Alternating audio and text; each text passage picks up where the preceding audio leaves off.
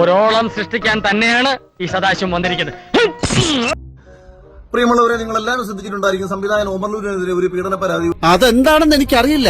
അങ്ങനെ തടി വരാൻ നോക്കണ്ട. സിനിമയിൽ അവസരം വാഗ്ദാനം ചെയ്ത് ബലാത്സംഗം ചെയ്തെന്ന നടിയുടെ പരാതിയിൽ പറയുന്നുണ്ട്. ഒരു യുവ നടിയെ അദ്ദേഹം അവസരം കൊടുത്ത് സിനിമയിൽ അവസരം കൊടുക്കാമെന്ന് കരുതി ഒരു യുവ നടിയെ പീഡിപ്പിക്കാൻ ശ്രമിച്ചു എന്നൊരു വാർത്ത നിങ്ങളുടെ ശ്രദ്ധയിലേക്ക് എത്തിക്കാണും. അതെന്തിനാ ഇപ്പൊ ഇവിടെ പറയണേ? ഒരു മനസുഖം. പക്ഷെ എന്റെ ഒരു വലിയ വിഷമം എന്താന്ന് വെച്ചാൽ ഈ യുവ നടി ആരാണെന്ന് ഒരു മാധ്യമങ്ങളും പറഞ്ഞിട്ടില്ല. അത് നീ എന്നെ ഇൻഡയറക്റ്റ് ആയിട്ട് കുത്തിയതല്ലേ? അല്ല, ഡയറക്റ്റ് ആയിട്ട് കുത്തിയതാ. കഴിഞ്ഞ കുറെ കാലങ്ങളായിട്ട് മലയാള സിനിമയിൽ എത്രയോ യുവനടിമാർ വന്നിട്ടുണ്ട്.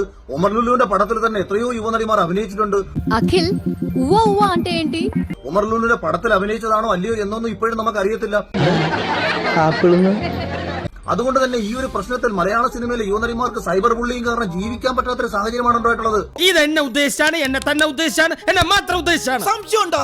പ്രിയപ്പെട്ട ശോഭാ വിശ്വനാഥിന്റെ ഏറെ പ്രിയപ്പെട്ട ഒമർക്കയാണ് ഇങ്ങനെ പീഡിപ്പിച്ചതെന്നുള്ള കാര്യം ഞാൻ ശോഭാ വിശ്വനാഥിനോട് കൂടി ഓർമ്മിപ്പിക്കാൻ ശ്രമിക്കുകയാണ്. അതുപോലെ സ്ത്രീകൾക്ക് വേണ്ടി എപ്പോഴും വാദിക്കാൻ ശ്രമിക്കുന്ന ദിയാസന, തന്റെ ഗുരുവായ ഒമർലുവിന്റെ അസിസ്റ്റന്റ് ഡയറക്ടറായിട്ട് വർക്ക് ചെയ്ത ഒരാളാണ് നമ്മുടെ ദിയാസന. അങ്ങ് ചുമ്മാതല്ല, ഒരു വെടിക്ക് രണ്ടു പക്ഷം. ദിയാസനയോടും ശോഭാ വിശ്വനാഥിനോടും എന്റെ പേഴ്സണൽ റിക്വസ്റ്റ് ആണ്, വിഷ്ണു നാണം കെടുത്തരുത്. കേരളത്തിൽ കിടക്കുന്ന എല്ലാ പെൺകുട്ടികളെയും നിങ്ങൾ രക്ഷിക്കാൻ ശ്രമിച്ച സ്ഥിതിക്ക് മലയാള സിനിമയിലെ ഏത് യുവനടിയെയാണ് ഒമർലുലു പീഡിപ്പിച്ചതെന്ന് പറയാൻ ഈ വാർത്താ മാധ്യമങ്ങളോട് പറയണം. ഇനി വിഷമിച്ചിട്ട് കാര്യമില്ല, വരാനുള്ളത് വഴി തങ്ങില്ല. ഇതങ്ങനെയല്ലല്ലോ, വരാതെ പോയതിനെ ഫ്ലിപ്കാർട്ടിലൂടെ ഓർഡർ ചെയ്ത് വരുത്തിയതല്ലേ.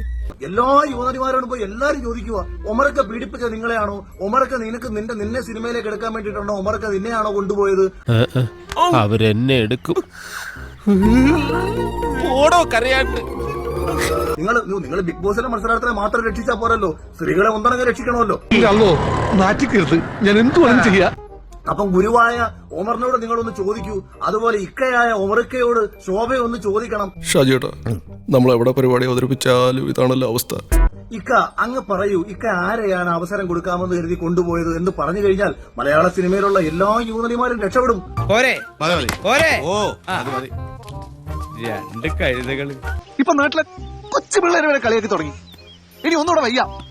ഇനി ഈ നശിച്ച നാട്ടിലേക്ക് ഞാൻ ഇല്ല.